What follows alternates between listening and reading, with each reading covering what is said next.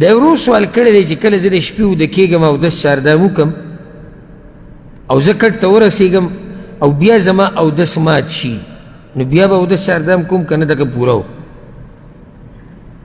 د براء ابن عازب رضی الله عنه روایت ته په صحیح بخاري صحیح مسلم کې پیغمبر صلی الله علیه وسلم په هغې کې نصیحت کړی دی چې کله ته راشي اذا اتیت مضجعک کله چې ته د سملاستي ځای له راشي فتوضأ وضوءک للصلاة نو داسې چاردام وکړه لکه کوم چې ته د مانځه دپاره کوې. دې نه دا ثابته شوه چې کله وده کېږي نو مستحب طریقه څه ده؟ چاردام وکړي. اوس سوال دا دی چې دلته دا چاردام ولې نو قاضي عیاض رحمه الله دا یو مشهور عالم د امت تېر شوی دی هغه وایي درې خبرو د لاسه یوه چاردام په دې وکړه چې کله وده کېږي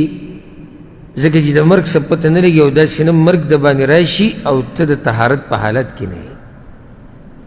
نو چاردام دې وکړو وده شوې که مړ شوې نو په کوم حال مړ شوې؟ طهارت کې مړ شو. دویم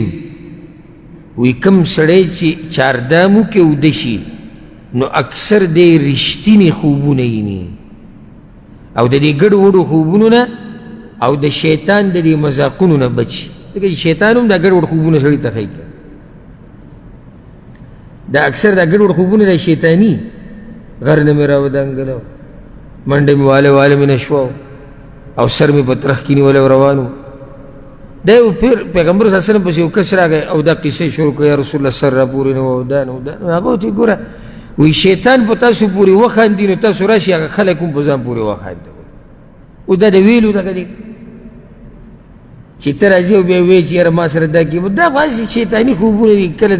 د سړی یو کار کوي کله بل کوي دا اکثر سړي ته هله راځي چې کله سړی بې اودسۍ حالت کې ویده شي طهارت یې نه وي که نه نو بیا دا ګډ وډ خوبونه یې نه چې طهارت یي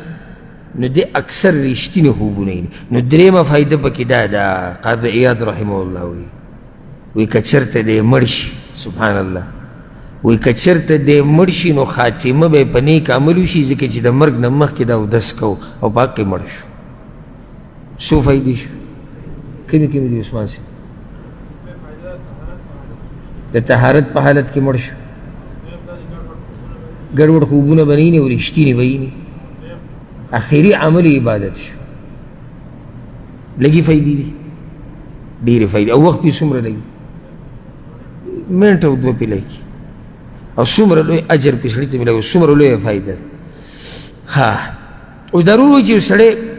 اودس چاردام وکړي او بیا طلایي له چې ورشي اودس چاردام یې مات شي بیا به کوي او بیا به کوي ځکه چې دې حدیث کې دا دی چې دا سړی اوده شي د طهارت په حال کې او دلته خو لا دی اوده شوی نه دی که نه چې یو سړی لکه حدیث کې دا راځي ما من مسلم یبیت علی ذکر طاهره یو مسلمان چې اوده شي په ذکر ویلو سره او طاهر یعنی اودس په حالت اوده شي نو چې د خوب نه مخکې اودس چاردام مات شو